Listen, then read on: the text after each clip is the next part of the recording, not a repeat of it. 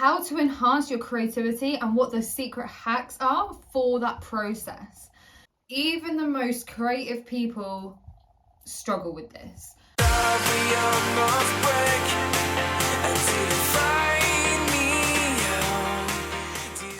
If you're new here, welcome. My name is Annie, I am your host. I talk all things to do with spirituality, how to expand your life, creativity and mindfulness. And for my existing fellow folks, welcome back. My commitment to you is taking you through a creative journey to expand your life, to exceed self-mastery, and to practice those mindfulness practices along the way. Even the most creative people struggle with this. And it's something, the more you enhance this skill, yes, the better it becomes, but the more harder challenges and up-leveling you do later on. So don't ever think you're alone. Everyone will experience this in their creative journey, whether you're creating a masterpiece, you're creating a self-mastery of yourself, or you're creating the life that you want. Every single person is gonna face this. And it is point blank the truth. I hate to say it's all rainbows and sunshines. I wish it was, to be honest, but the more I've learned that creativity isn't all about the sunshines and rainbows, it's actually a lot of the grounded work and the self-mastery work, the better my creations have become. What is creativity? Let's start there.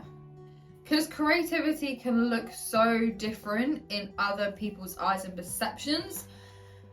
And I actually think when we can establish and notice that straight up, you're already a step ahead of what your assumption is of creativity.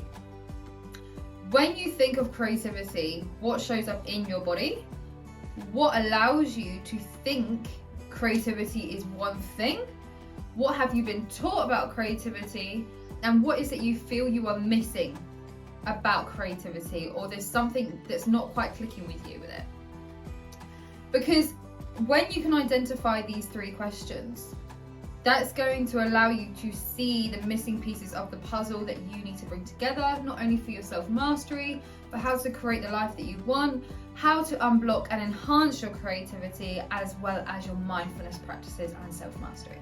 I'm very open-minded with the idea of creativity. It's not just self-expression. It's not just a masterpiece that you have that's external to you. This is an internal and external journey. You and other people collaboratively are experiencing and transforming and allowing to come through into being. Now, I understand that can be a little bit complex, but when you can really feel in the moment of creation, that is where deeper understanding can come in. Sometimes when people think of creativity, they think it's another thing to do, or it's another thing they have to add to their list.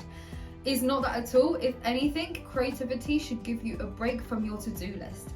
Creativity should be something that allows you to tap out of this whole I have to do logistical, analytical side of the brain. Sorry, I've got a running nose. It's so cold. And creativity should be able to allow you to step into who you truly are from your core, from listening to your inside and being in that well-being energy at all times. Secret number one of how to enhance your creativity: identifying your stresses in your life. Is this work? Is this the home? Is this relationships? Is this finances? Identify what your stresses are. It could even be your health. And allow yourself to sit in the moment of identifying what it is and being really radically honest with yourself. Because when we can be so radically honest with ourselves and identify it for what it is, we're halfway there, because we've created the awareness around it. Once we've identified these stresses, we can then take the next step on how to reduce this. This is going to look different for different people. If you would like me to do a more in-depth video about how to reduce your stress to enhance your creativity, comment below. I'm more than happy to do that. Step number 2, allowing playfulness and a deeper understanding of yourself to come through. And how can we let that come through in a very busy, chaotic life? You need to allow space, and allowing space needs to come from the things that are taking up almost too much of your space. You will know exactly what this is in your gut. when you ask yourself in such an honest, radical answer way, with so much compassion of, okay, how much energy am I putting into all different parts of my life? And am I putting in too much and getting very little back? And with the playfulness, when was the last time you actually played and did something for yourself that didn't mean you were achieving something? And I know all the high achievers here that watch this, I really understand from my core the way you work, the way you're wired. But what I have learned with playfulness is when you're in the moment of being and just truly expressing who you are and loving that exact moment, we ignite something in us, a spark of joy, like a radiating beam of golden light, and then we're attracting through that. So even though we're in the being of being our own expressive self through playfulness, we're actually getting a lot further than what we'd be doing if we were to do a to-do list. Tip number 3, practicing non-attachment. So the creations that you make, whether it is writing, whether it is a speaking gig, whether it is you coming on here, whether it's you doing something at work for your colleagues, whatever it is, I want you to practice non-attachment. And I want you to shut your eyes when I say this. When you create, you do not own that. This is a piece that you have created, yes, but this has an energy of itself that deserves the space in the world just as much as you. So when we can love it for what it is and not let our high achiever or inner critic come out in it, and we can self-regulate through that moment, we can begin to learn to have non-attachment towards our creations and let them float and blossom to where they are, where they need to be, and they have their own journeys. So when we can shift that perspective, it makes it so much easier. Tip number 4, I learned this from a man called Rick Rubin, which was scheduling creative zone times. Just like you schedule your fitness routine, your walk with your dog, taking your kids to school, you also need to schedule your creative zone time. This can be anything from like 20 minutes to 2 hours. But in this creative time, this isn't a time for you to tick all the boxes again. This is a time for you to get in that creative zone, to first of all just listen and be and sit still and listen to what wants to come through you in creation. And if that is revisiting an old project, if that is starting a new one, allow the guidance within you to do that. And that is the time that is so valuable in creation.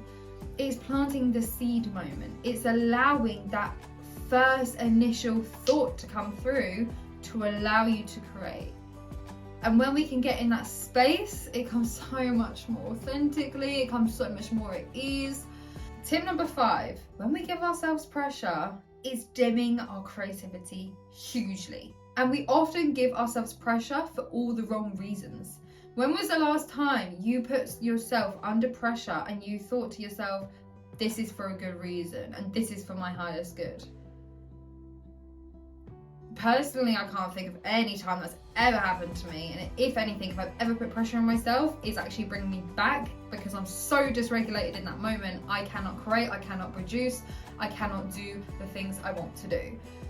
So if we can eliminate this pressure, and that can be through different routes or routes, whatever people call it, that can allow you a deeper way of expression, a deeper space, allow that freedom. You can probably feel it through my voice.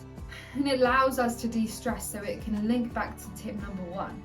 When we take away the pressure, it actually eliminates the stress as well. Tip number 6, practicing mindfulness presence.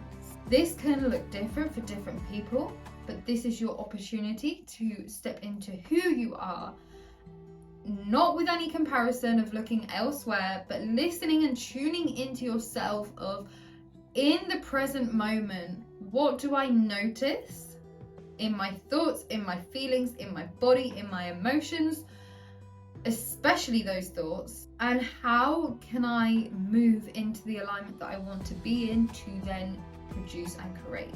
And when we can get into that space, not only does that set us up in the right way, it also allows a deeper and greater energy greater than you. I visualize this as like all the planets, if you're into astrology, right? All the planets, the universe, the Milky Way, that is bigger than you, that you do not have control of, that is a greater energy. And imagine that yes, it's far away, but with time and space, you're there and you're connected. You are connecting to the greater energy in the presence of stillness and mindfulness for it to come through here, down into your gut, into your instincts of, for some reason, I can't explain why, but I want to draw a bird, I want to draw a hummingbird, I want to do a piece of wall art of Costa Rica, like anything. And trusting that is the best thing I ever did for my creativity. So practicing your mindfulness presence to allow the greater energy to come through you. Number 7 is the art of letting go. Letting go, it's not something that you go, okay, gone. Like it's something deeper in your DNA, in your bones, and like, it's kind of like gritting at times when you're holding on so much. But if we can practice the art of letting go and understanding that creations will not come in that moment in time, especially not all of it. A lot of the time, whether it's problem solving, you're producing something, you're creating something, you're allowing something to come through to you, all the answers will not come then. Often you need to sleep on it so your subconscious mind can rewire and understand and digest what's happening. The next day, 24 hours, 48 hours, even like 2 weeks, sometimes when you're in that present moment and you've actually let it go, bam, the answer's there. And you can be doing something so completely different. You could be gardening, you could be washing the dishes, you could be sat on the toilet, and all of a sudden, because you're in that present moment, bang, the answer's there. It's almost like that greater energy again, it's coming through to you, and it's like, right, you've allowed space for more energy to come in because you're present. Now, bang, here it is. So practicing that art of letting go for better ideas and innovations to come through is going to enhance your creativity like you would never believe. So those are the 6, 7, 8 tips that I wanted to give you. If you enjoyed this video, I'd love it if you gave it a like, share and subscribe, because this helps me grow my channel and reaches the people out there that need to hear this message. And I will see you on the next video.